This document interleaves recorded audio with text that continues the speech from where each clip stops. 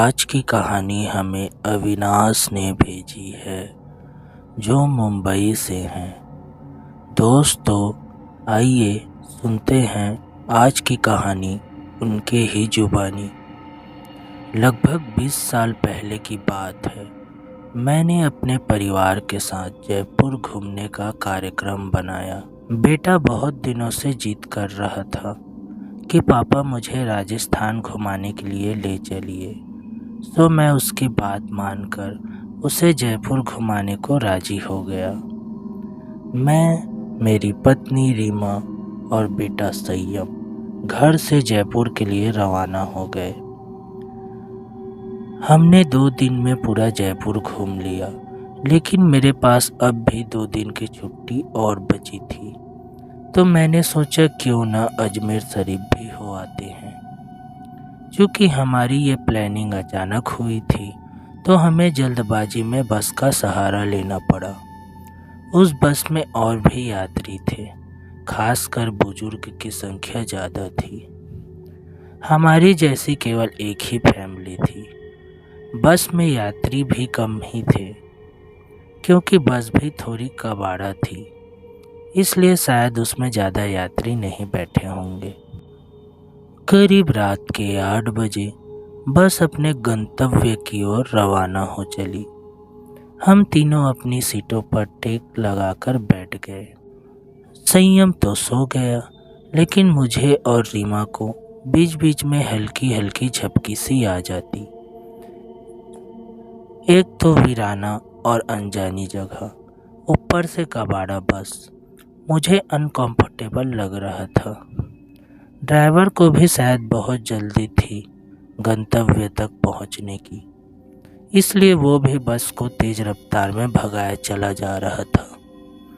अंदर से डर भी लग रहा था कि कहीं बस को ठोक न दे, क्योंकि अंधेरा घना था, साथ में सुनसान सड़क के किनारे जिन पर कोई दिख नहीं रहा था, और सड़क पर भी इक्का दुक्का वाहन ही दिखाई दे रहे थे। कुछ बुजुर्गों ने ड्राइवर को टोका भी कि बस की रफ्तार जरा धीमी करो। कुछ समय तक तो उसने बस को धीमी रफ्तार में चलाया, लेकिन फिर कुछ देर के बाद उसने फिर से बस की रफ्तार बढ़ा दी। एक बुजुर्ग ने फिर से उस ड्राइवर को टोका कि बस की रफ्तार कम करो, लेकिन मना करने के बावजूद फिर से ड्राइवर ने रफ्तार बढ़ा दी। तब ड्राइवर ने जवाब दिया कि अंकल जी, जो मैं कर रहा हूँ वो बिल्कुल ठीक कर रहा हूँ। मैंने सुना है कि ये इलाका अच्छा नहीं है, बहुत ज़्यादा खतरा है, और हम इस इलाके को जितनी जल्दी पार करके आगे बढ़ जाए उतना अच्छा। ड्राइवर की बात सुनकर सब ने कहा कि चलो ठीक है।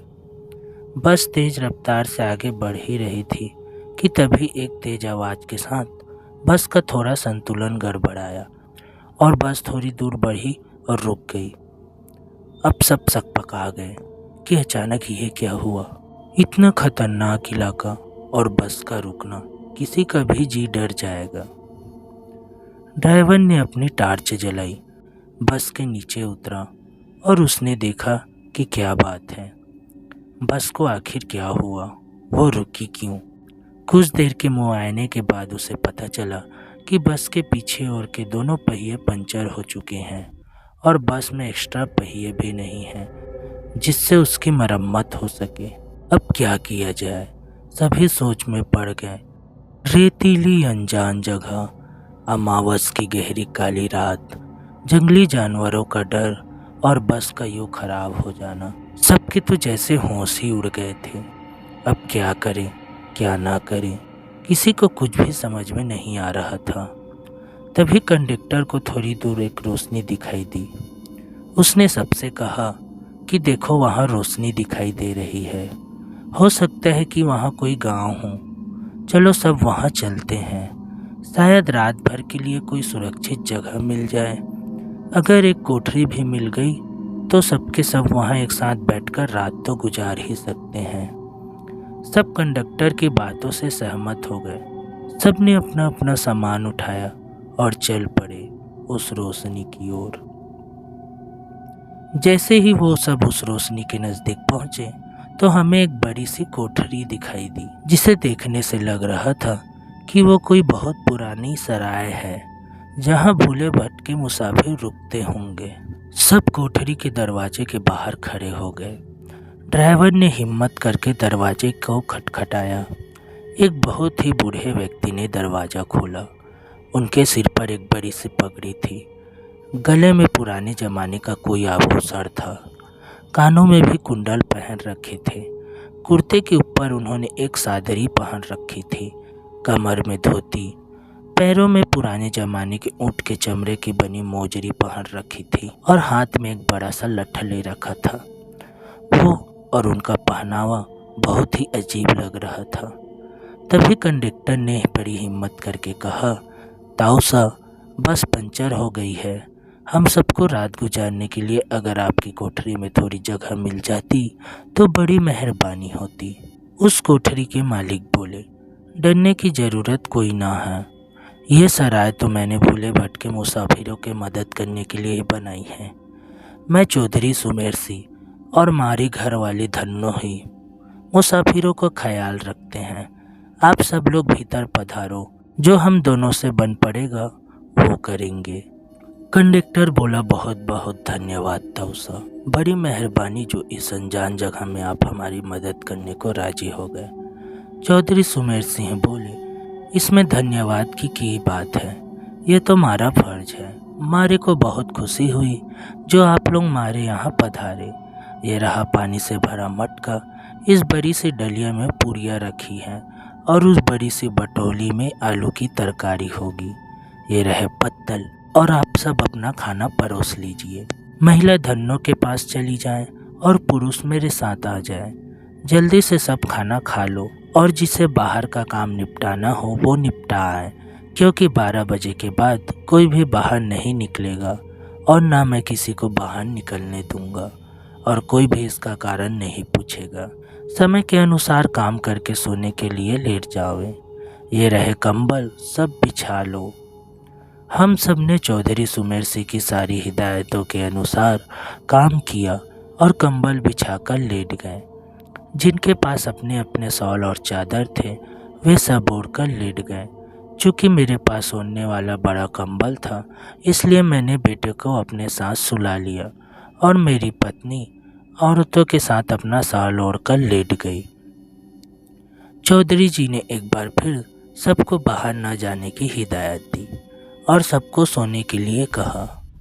लगभग 12 बजे के बाद न जाने कंडक्टर को क्या सूझी, उसे बीड़ी पीने की तलब लगी और वो बाहर जाने लगा।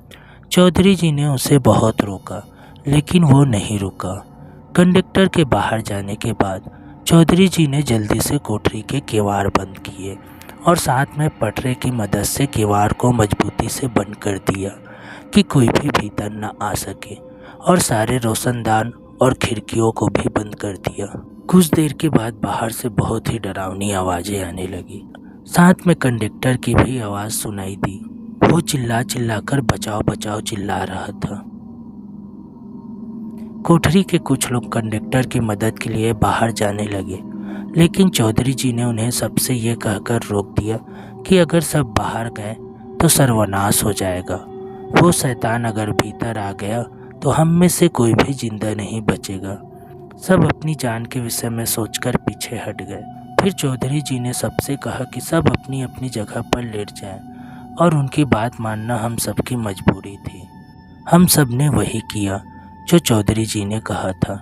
एक आध घंटे बाद सबको नींद आ गई। हम सब सुबह जगे तो वहाँ का मंजर देखकर दंग रह गए। हम सब रेत पर लेटे थे और वहाँ से कोठरी गायब थी। केवल हम लोगों का सामान ही पड़ा था। वहाँ 2 समाधियाँ बनी थी जिन पर चौधरी सुमेर सिंह और धन्नो सिंह लिखा था।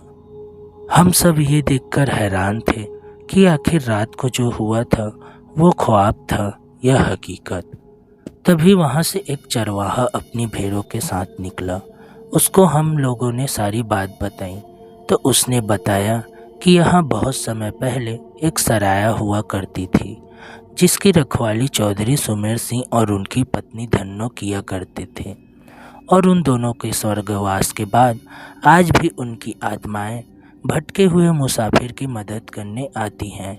इस इलाके में बहुत शैतानी आत्माएं रहती हैं जो लोगों का कत्ल कर देती हैं, लेकिन सुमेर सिंह और उनकी पत्नी अच्छी आत्माएं हैं, इसलिए वो लोगों की मदद करने आ जाते हैं। यह सब कहकर चरवाहा वहाँ से चला गया, लेकिन हम सबके मुंह आँख खुले की खुली रह गई। फिर हम सब ने अपना अपना सामान उठाया और बस की ओर आए। देखा तो वहाँ कंडक्टर की लाश लहूलुहान पड़ी थी। वो सब देखकर हम सबका दिल दहल गया। थोड़ी देर के इंतज़ार के बाद वहाँ से एक दूसरी बस गुजरी और हम सब उसमें बैठकर अपने गंतव्य को रवाना हो गए।